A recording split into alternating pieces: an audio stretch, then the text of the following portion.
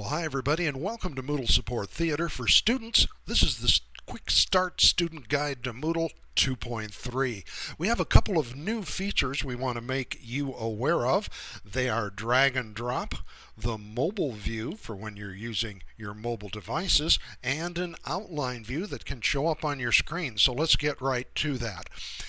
In Moodle, we now have a drag and drop option. Let's scroll down the page to new format features, what to expect when you click on things, and here's an online assignment sample. The third thing down, we're going to give that a click, and when we do, we see add submission. It's fairly standard, we understand that. We're going to give it a click. And here's the drag and drop. Notice we have the arrow. It's actually even animated, showing us where to put the item. If you want to kick it old school, go on up to the upper left-hand corner. You can select Add. Then you want to choose Upload a File here in the left-hand column. And where it says Browse, well, if you can upload to Facebook, you can do this. I want to show you the drag and drop. To use it, here's what I do.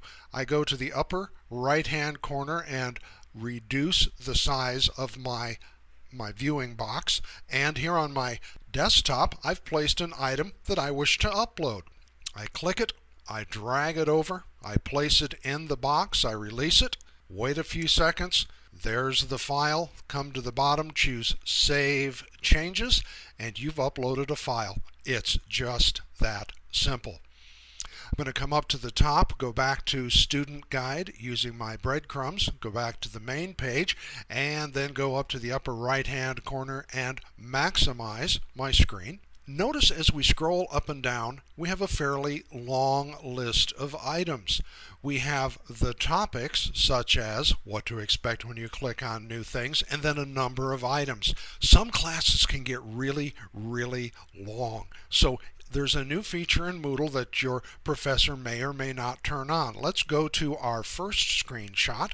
This is an outline view. Notice it's substantially compressed because we're only seeing the headline for each week or for each topic. Click on one of those headlines or topics, and our second shot is going to show the content from that specific area. For example, the new format features, what to expect. You'll now see the sample syllabus, the PowerPoint, etc., etc.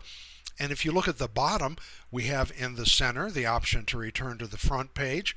We can go back a page here on the left, or go forward a page by clicking the content on the right.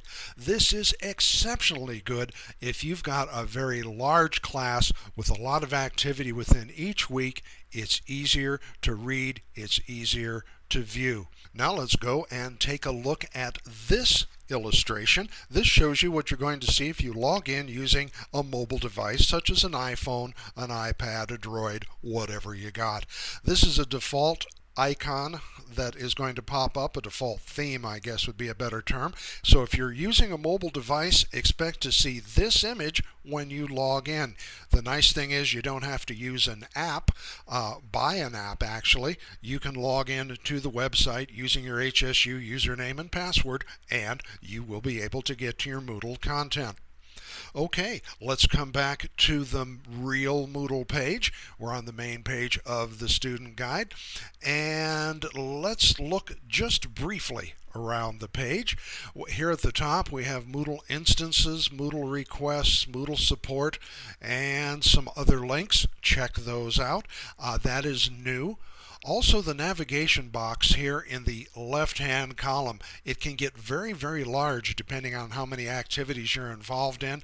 I like to come to the upper right-hand corner, use the minus, and reduce the physical size of that box. And here we have my profile settings. That is now in the settings area. When I click it, I can choose to edit my profile.